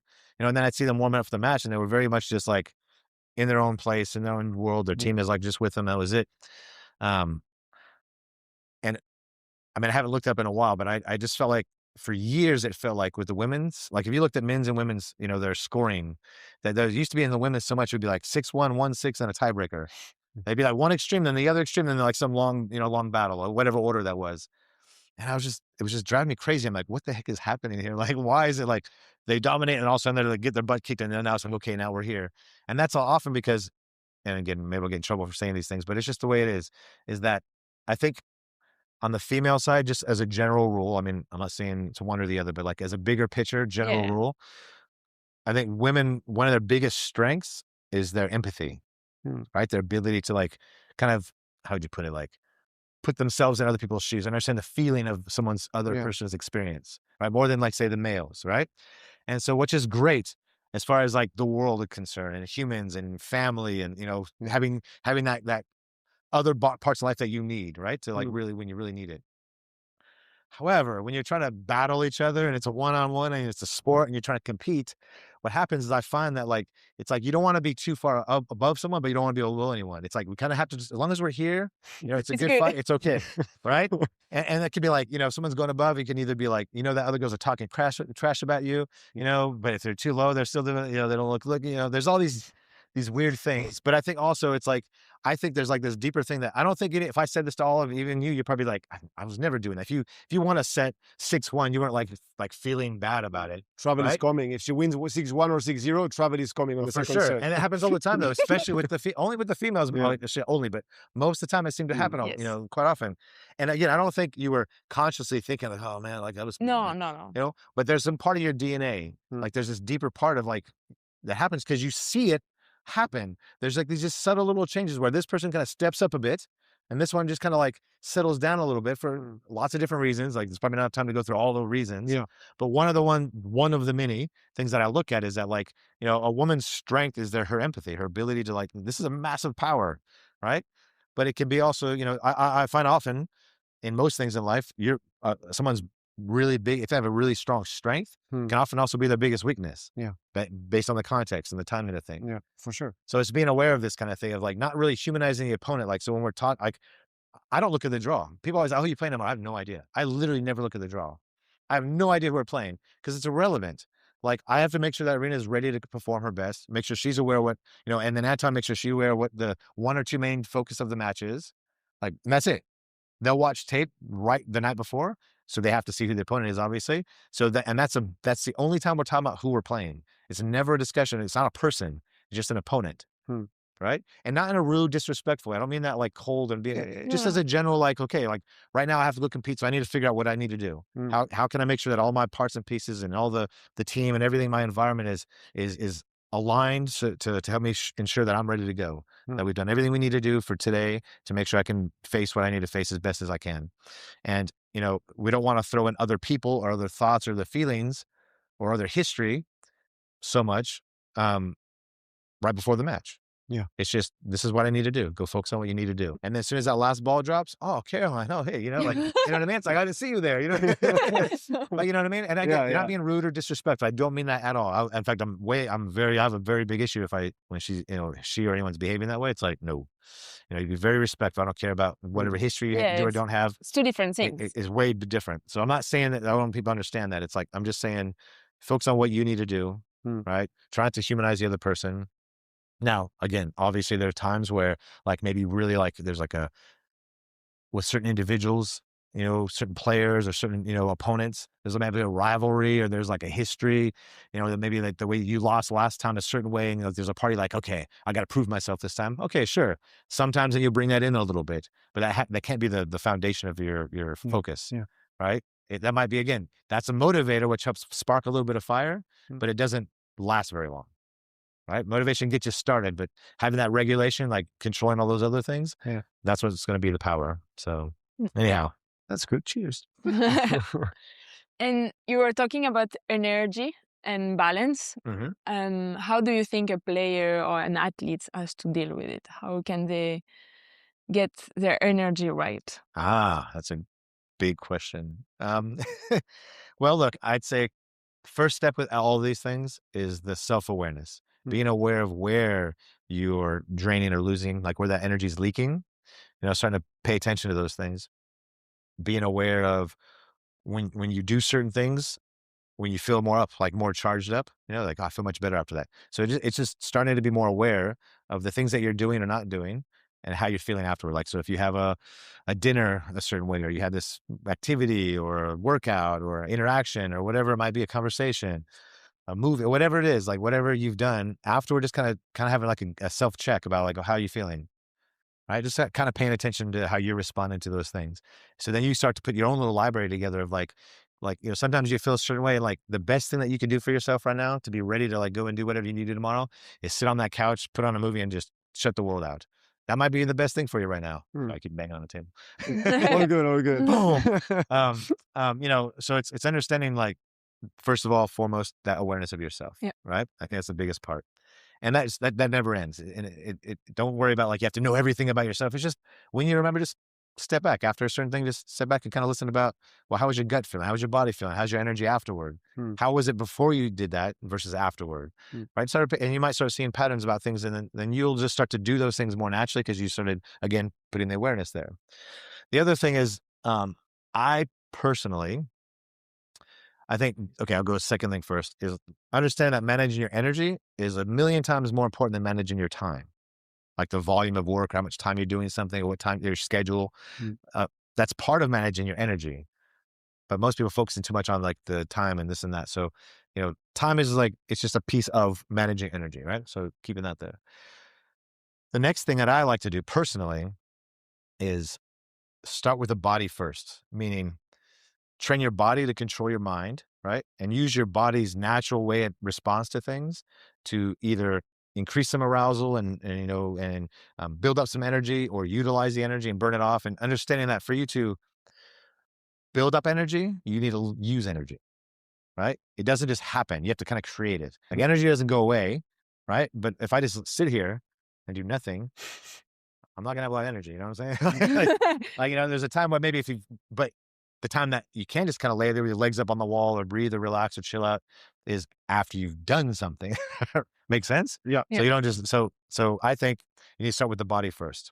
The things that are more about you that you have control over is then again, looking at how you move your body is going to influence, are you kind of charging your batteries up? Are you burning off the batteries? How much you're moving your body? And the other is the breathing, like how you breathe. You know, breath control is emotional control. How you breathe literally determines what parts of your brain are more active or not. What nervous system, like what state that you're in, right? Are you more aroused? Are you more like fight, flight, fear, freeze up or whatever? Or are you more like just relaxed and calm? Are you able to see things like zooming out and kind of see things a bit more objectively for what really is happening? Or are you so narrow focused and you like, all you see is this one thing? How you breathe directly influences that. Right? And it doesn't matter what you're feeling or what you're thinking. If you breathe a certain way for a certain amount of time, right? And you're not still like, you know, if you're having an argument and then you start breathing a certain way, you might manage through the argument okay, but it's not going to go away because you're still in the argument. So if the environment's You're away from whatever was causing the drainage or the leak of your energy or the stress, and you breathe a certain way, it's going to change your state every time. Like you can't stop it. It's just like right now, if I had you guys sit here and like breathe like really fast and heavy, or I had you jump up and just start running in place as fast as you can, versus if I say, okay, we're going to lay on the floor, put your legs on the wall, and just like take nice deep breaths, hold your breath for a little bit, exhale real slow. I have a lot of like slow, real, I can talk all soft, but like if we're having you do this or do some like mobility thing that's like real slow and rhythmic and smooth, right? It's going to change how you're feeling, right? Yeah. And so understanding how you move your body changes your state, right? Your state, like how you're feeling, what you're thinking. And that alone, that is energy. That's a big part of energy, right? Putting myself in a state where I feel a bit more energetic, where I feel a bit more relaxed. And then the awareness part is like, well, when do I need to be a bit more energetic and when do I need to be more relaxed? And I can control that based on what's going on right now. So sometimes I might feel like I want to be more relaxed, but I know I need to like wake my mind up, my body up a little bit. And then that's going to help me feel better. And that's going to help me charge my batteries. Sometimes it's like, I'm so run down. I'm so stressed. I've had so much weight on me that I need to like down regulate. I need to just settle down a little bit, and that bringing myself down and having that time and space just to like be there for the moment, that's going to help me recharge my batteries. Does it make sense? Yeah, so it's really just, again, it's not like a black and white thing. The process might be a little bit, but it's again about understanding yourself and what's working. So the breathing is a big, big part of managing energy, and again, I always start with the body. So how I'm moving my body is the biggest thing. So the other parts again are, I can tell you more examples if you want, like stories. Like, so with Aryna's situation now, sure, she has a whole bunch of other activities that she has to do, dinners and networking and photo shoots and, all these things, meetings with a sponsor of this person and, some deal that she's trying to sign or whatever, all these things. I mean, I'm assuming you guys have been to some sort of event, where the people kind of networking, right? There's a bunch of groups of people and you're just talking and you have to kind of repeat your story over and over again or ask them how their weather is, whatever. But you know what I mean, right? Yeah. And you're kind of floating around different groups and all this kind of thing. And I mean, how do you usually feel when you live there? Are you feeling like fired up and energy and ready to go? Empty. You're just done. Like you are drained. You're just like, oh my God. As soon as it stops, felt boom. It's been 3 hours when it's literally been 30 minutes. Yeah, exactly right. And it's exhausting, right? And so Aryna's doing a lot more of that. And a few years ago it started. And I remember there was a preseason before, January, February, knowing that, okay, we already knew that in January, Indian Wells, there was going to be all these things happening in Indian Wells. So agents tell me all these things. I'm like, okay, we need to prepare for that. And I won't get too off track with a bunch of stories, but here's the main point is we spoke about it a bit, trying to manage a little bit, how to go through it, and she was done. Just a week before Indian Wells, it was just go, and we were just trying to sneak in practice where we could. But it's this, shoot, and look, it was things that she needed to do, and in a lot of ways she was obligated to do. So it was like, it was just a situation we had to manage the best we could, because most of the people on the team hadn't really fully experienced this. I'm just lucky because I've had experience in this situation many times in other environments as well. And so I'm like, okay, well, I've put the information out there, planted the seed.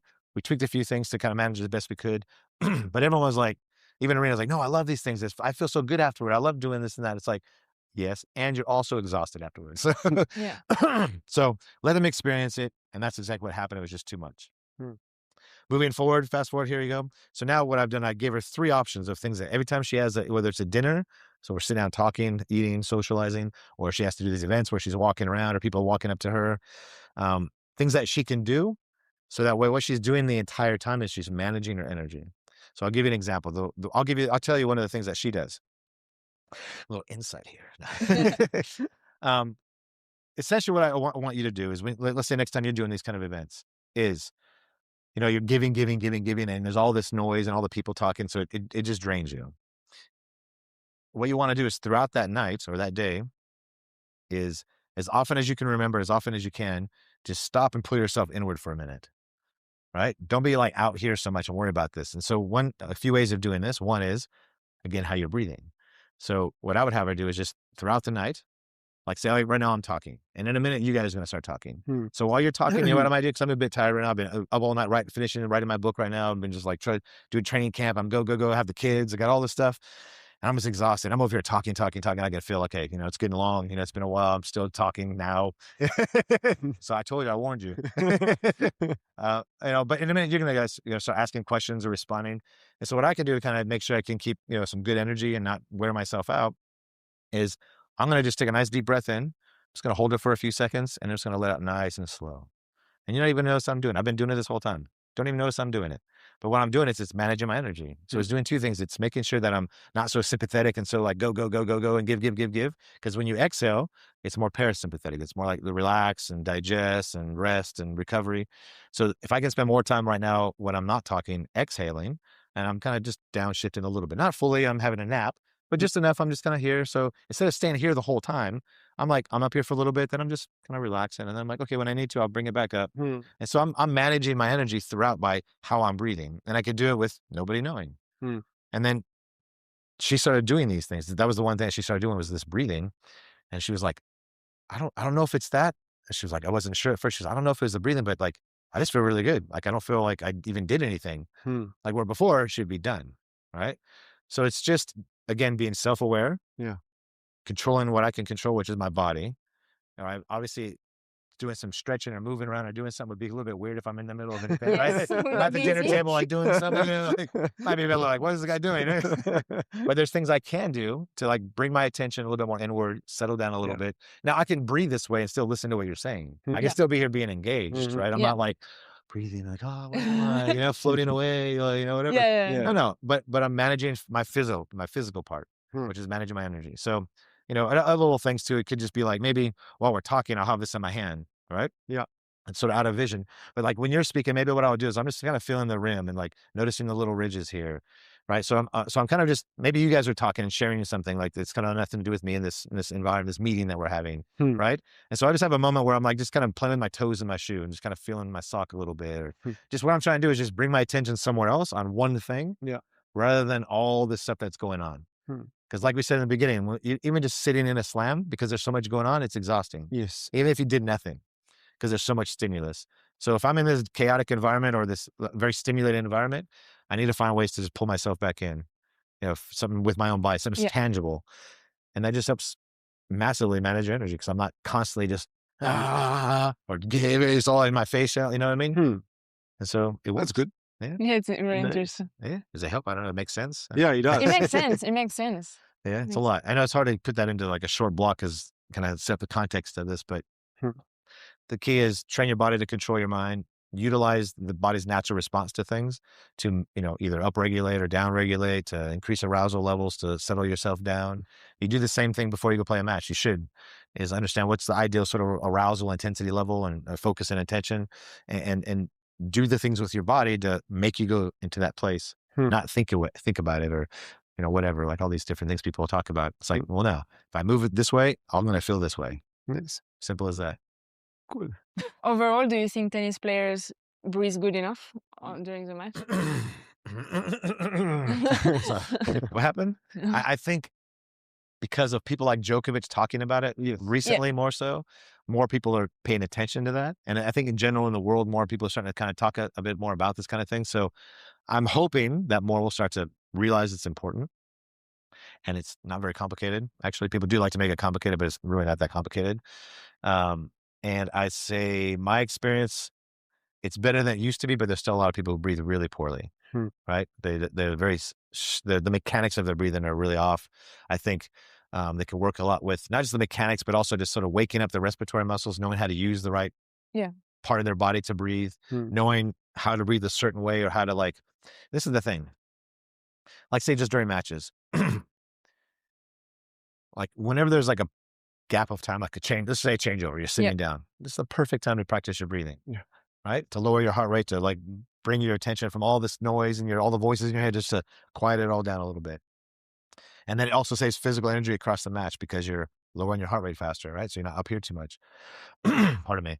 And the thing is when people first start doing this breathing, it seems like I'm just breathing. They feel like it's silly or it's weird or it doesn't make any sense or I did the breathing, now what? Like there's supposed to be some magic pills. It's like, you know what I mean? It's like, well, it doesn't work that way.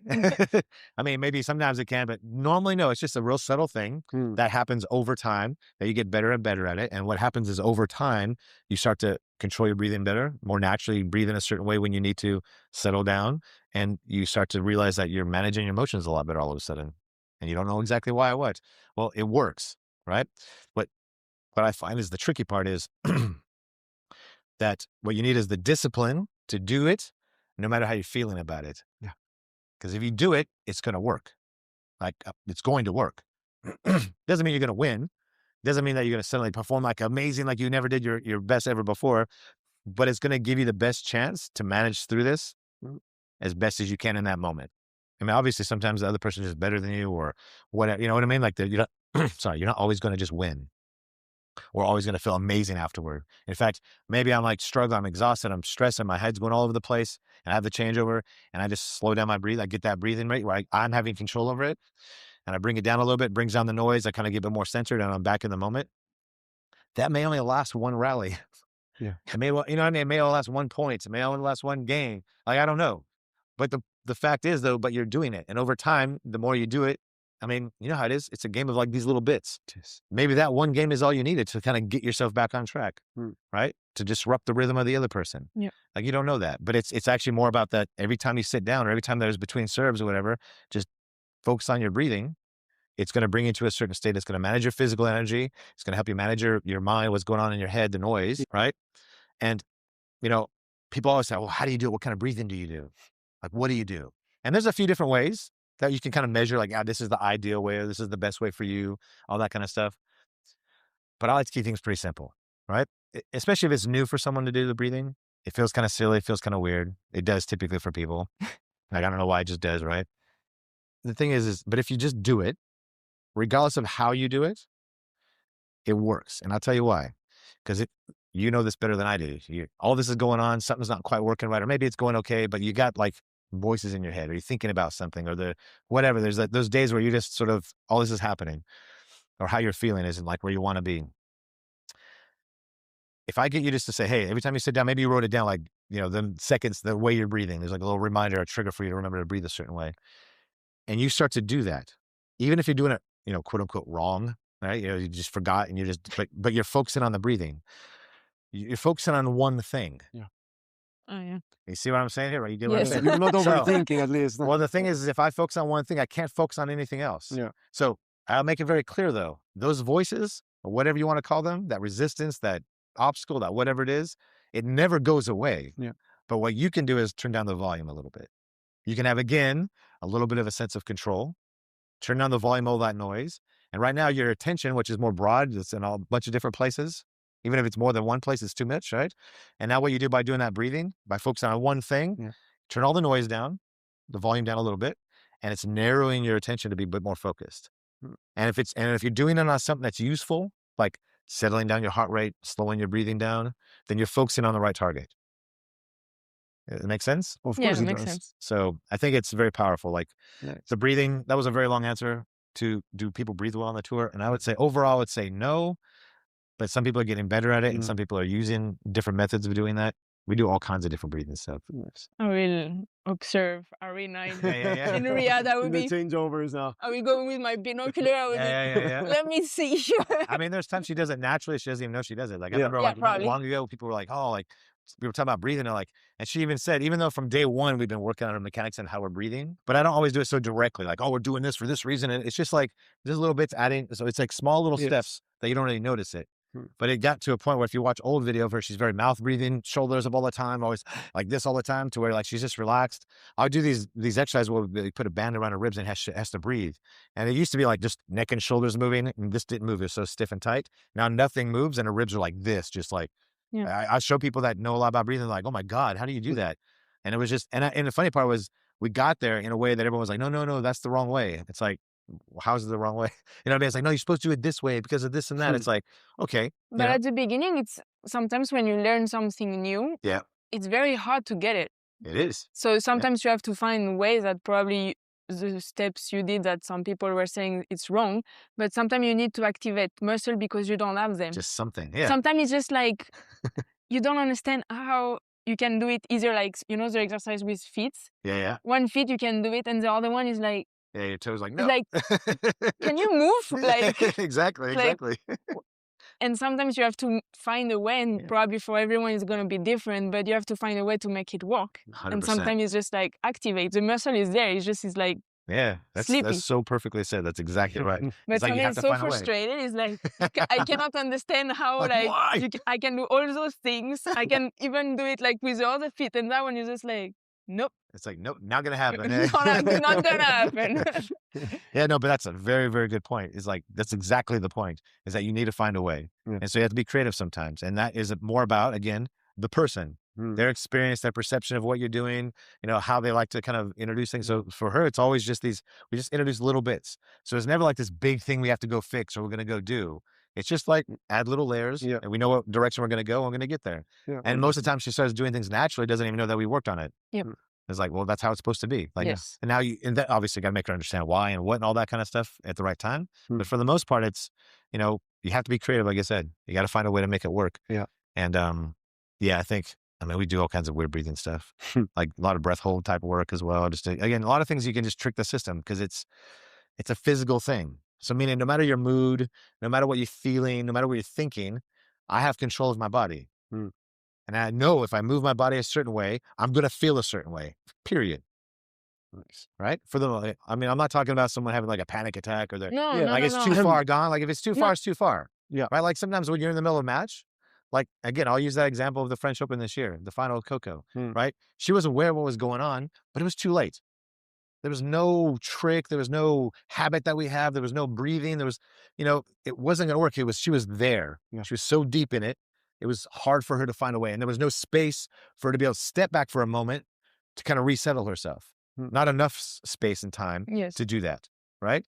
And so that's just how it is sometimes. It's not always going to go well. It's not always going to work perfectly, but like you have to chip away at those little things and just be aware of that and just accept the fact that sometimes, you know what I mean? It's just, you have to find a way. Yeah. And sometimes 90 seconds changeover or set changeover are not enough. That's right. Sometimes you may not need much more, but you need maybe 10 minutes. Yeah. Which you don't have. Exactly right. I only had that. A rain delay. No, but sometimes it feels like during the whole match, you were like such in a panic mode, stress. Yeah. And half an hour after the match, you're like back to normal. Just like, so amazing. And it's like, this is the most frustrating thing ever. It's like, how did I arrive in that mindset? How did this happen? Yeah. And like, after 30 minutes, you're like, I'm fine again. Yeah, it's like, well, like another happened. Hey, let's go do this. And everyone's like, what? I decided I'm fine. Yeah. And that's how it is. But again, this is why, you know, it's good to start to think back about, you know, what led to that moment. Yes. You know, and is there anything in your control you can do about it? You know, this, if you don't mind, I'll share a bit more, is that this is the thing about those kind of situations, that they happen to everybody. Right. And the first step that people are like, oh, what do I do about it? It's like, you're not going to do anything about it. Like if you have a habit of like choking at these points or losing your temper here or whatever, it's like, there's nothing I'm going to tell you to do that suddenly is going to stop doing that. You've been responding and reacting this way for so long. It's like just it's like a habit. It's like a pattern, right? But what you got to do is what I usually start off is after the fact. So you've had this behavior, this response, this reaction, whatever. After the fact, maybe it's a half hour later when you're feeling normal again. Maybe it's in the moment. Maybe it's the next day. You know, everyone has their theories about what's the right timing. And I don't care. It's what's right for you right now. Like, I'm not going to say has to be feedback immediately or it has to be the next day. I don't really care. It's for you where you are right now. Where are you going to be more ready to receive this and be able to think about it, even talk about it. So after the thing, then you go back and look at the behavior, look at the response, try to figure out, like, again, maybe what was working well, like what led to this, why did you respond this way, what were you feeling after, how was your body before that happened, during or afterward, how was your gut, how was, just try to figure out kind of like, well, why did this happen? And maybe just become aware of what led to that moment, because that's what starts to happen, is you become aware then of like why I responded that way. And that's where it starts with. And then eventually what happens is that awareness, you start to catch yourself a little bit sooner and then a little bit sooner. And then eventually you're starting to notice it when it's happening rather than after the fact. And then the frustrating part is when you notice it when it's happening, because now you're at a point where you're aware of it and you know it's not the right thing, but you don't know what to do about it. Yeah. And you want to do something about it, but you don't have the tools yet. But that's okay. That's just where you are right now. And that's that part about just understanding, like, this is where you are. It's like Aryna with this year, where everyone going, oh my gosh, she's losing all these finals. It's like, yeah, it's okay. This is where we are right now. Yeah. Like, this is not a bad problem to have, first of all. So, but side note, so then what you start to do is like, okay, now you're in the moment. So what kind of things can we introduce to figure that works for you right now? I like to start with the body first, because again, you have control of that. And the breathing is the easiest thing that, let's say for tennis, no one's going to really notice. Right. So you can do it subtly too, without people like, well, what's she doing? What is he doing? Right. So it's also like less for their own ego or their whatever to deal with it. And it works really well. That's a big bonus. So in the moment, you start to figure out, like, try to play with things that might, that connect with you, that make sense with you, that you're willing to have a bit of discipline to try it long enough to see if it works for you. And then over time, the more aware you get, the more you try to work out what works for you. And the more aware you become of what's caused that to happen in the first place, then not only is that awareness come closer and closer, and then in the moment, you start to notice it before the fact. Yeah. Right? You start to see the signals in your body starting to feel a certain way. Maybe there's that one tiny little thought that just went boop for a second, but that's where it started.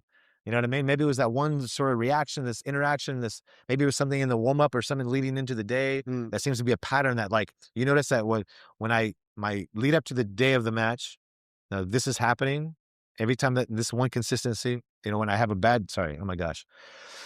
I'll start over. Let's say you have a really bad match, or moments in the match where you're feeling this fear, this anger, this frustration, you lose your temper, you're off, your game's off. And you start to, again, be more aware in the moment. You have some tools to work on it. And then now you're starting to notice it earlier on. And then you want to start to find those patterns of, well, what led to that moment, right? And then you can start to then, again, look at those things and, well, what can you do about those things? There might be things that you can't do. There might be things in your environment, like who your coach is, your parents, your whatever is there. You can't change that. And you're realizing that this is the influence that they're having on you, like that extra pressure or stress or whatever's happening to you is because of this part of your environment. If you can do something about it, great. Start to figure out, well, what can you do about it? Is it coming from you? Maybe it's how you're responding is why they're acting this way. I mean, there's a lot of variables. Yeah.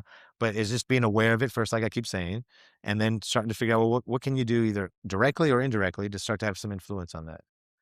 And one of the most powerful things is I've seen people become successful and have huge breakthroughs by doing nothing other than they became aware of it. Yeah. It got out of their head. They said it out loud. And I'll give you one last story, if you don't mind. Of course, go ahead. No, go We're for loving it. it. You're running out of battery by now. No, we're good. So I don't know if you paid attention or you knew, but a few years back, Aryna was like, she was doing really well. We're number 2 in the world, winning lots of, all the big, big events. But at the slams, she was losing early all the time. Because she had all this pressure about her father, about what she wanted, about her big dreams, about expectations. She looked at the slam as this big, the slam itself, the idea became like an opponent, like an enemy almost. You know what I mean? Like it was so much on her, and she just probably for many people, like me included, but also for many players. Exactly. Well, exactly. It's a common thing. Exactly right. And so, but you see, she had the ability though, the skill. She was already winning big tournaments and she had tons of trophies in her name already, like big premier events. Yeah. So, but going there was something like it was a big different thing. Okay. And rightfully so, I understand it is, Wimbledon's Wimbledon, right? Like I get it. Like there's definitely something there, but it became like this big enemy. And, after big, matches or whatever, we always like that night or the next morning, Anton, myself, and we'd have breakfast, and then we would just talk. Sometimes not much would be said. Sometimes it was pretty deep conversations about whatever, about kind of like debriefing how the slam went and the weeks up, what we're going to do next. So it's French Open. She loses the same way. Same way, and same reasoning. And yes, of course, there was some of these technical errors. There's a lot of variables, but the slam was the only place that was seeming to be a problem for the most part. So we had this talk, and we were there for about 3 hours, just talking about all kinds of stuff. And the idea was just trying to help her understand, like, well, what was happening, like kind of why and what was happening. Not give her an answer of what to do about it. Because even during this conversation, she goes like, okay, I get that, but what do I do? What do I do? And I just remember like, I don't know. I actually literally don't know. Nobody knows. And that's not the point right now. Right now, we're just at a point of trying to figure out, well, what is it? You know what I mean? That's it. Just some awareness of it. Yeah. Get some of this stuff out of her head, because she's, very stoic, and, she used to be even more so like everything to herself, got to be strong, got to have this, this persona of like, I'm a fighter, I'm strong, I don't have emotions. I don't want to tell what I'm feeling or say my goals, because then I'm going to lose them or something's going to happen. And this is where we had the conversation of like, listen, so there's this whole sort of threat versus challenge. She's kind of performing in fear, but there was this thing of like, you just need to like crack open a little bit of vulnerability. You have to be able to just open up a little bit because there's some deeper things inside that you're not facing and dealing with, that you're just hiding. You're trying to suppress it. And this strength of yours you have of being such a, strong fighter or whatever, that's what's also now hurting you right now. But she just kept asking for what. I mean, this was a long conversation. There was some things there was one moment she had a psychologist for the last 4 years or whatever it was. And she had said, like, in this 3-hour conversation, she had more aha moments and more understanding of herself than the 3 years of daily talking to this person. Now, granted, that may have helped why she came to that moment. I'm not saying it was our conversation only. Nothing's in isolation, I believe. But there was a moment even that she had mentioned, and I won't say exactly what it was, but like she had said something, and then like we were talking about whatever else, and she goes, "Oh my gosh!" Like she had this aha moment. She's like, "I've literally never said that out loud in my life." It was a pretty important thing about her goals and herself and understanding of why she's here and all that. She's like, I literally have never said that in my entire life. Like I never said that out loud. Right. And then again, kept going to this thing of like, well, what do I do? But what do I do? What can I do? It's like the whole point of that moment was just, she got some things out of her head. And sometimes you think of a problem and you start getting it out of your head and you kind of put it out there, you realize you almost come up with your own solution. Yes. Like, you know what I mean? But if it stays up here, it becomes a worse problem. If it stays in your head, it becomes a monster. And that's all what's happening. And my point of view of this, and what I kept saying was like, I don't know the answer. There's no answer right now. Right now, it's just about getting out of your head, becoming aware of what's going on, rather and actually just put it out there, just put everything on the table. I mean, we were crying. Like, it was like, Anton's over there bawling. Like, it was like, we all were. It was like up and down, laughing hysterically. Minute we're crying. It was crazy. No, there was no, like plan for this. It was just like usual, have breakfast afterward, have a little chat, and it just opened wide up. So a lot went down that. A lot came out of her head, a lot of aha moments of just realizing like, oh, wow. And understanding just like what was happening. And I'm telling her again, in those moments you're not going to do anything. You can't, it's too late. We got to start to figure out some awareness of what's going on and then maybe try to figure out what you can do during those moments. But like when you're there, it's too late. We got to, then eventually we'll start to figure out what we can do, all those things we already talked about. So that was French Open. And guess what happened in Wimbledon 3 weeks later? Semifinals. Guess what happened in US Open right after that? Semifinals. And the only thing that changed was that she showed up with a whole different, just like this weight off of her and this clarity in her mind. And like, that's all that changed. And after that, we had some technical, a little bit of a hiccup. But besides that, that was the biggest difference, that she was just got a little bit vulnerable enough to open up a little bit, to get some things out of her head that she thought was real, but ended up not being real, and some other things that were real. But it was really just about having that awareness, that self-awareness, and getting it out there. That alone, with no actual, here's your tool you're going to do something with. We didn't do anything. Yeah. I didn't give her something to do. Anton didn't talk to her about something different. She didn't come up. It was nothing. It was literally just this, get it out of your head, and there was some awareness there. The awareness alone, so many times, will create the outcome that you want. It'll give you at least on the right path. So for me, I'm a huge thing about this whole self-awareness thing. Anyhow. Woo! That was good. That was very good. That was very, very good. I feel we need part 2, part 3, and part 4. Yes, yes, definitely. Thank you so much for your Thank time, you so much, Jason. Jason. It's been an honor to have you. Thank you. It's a episode full of wisdom, Yes. charged with good insights. Thank you for your Thank you very time. much. Yeah. Appreciate it. Nice.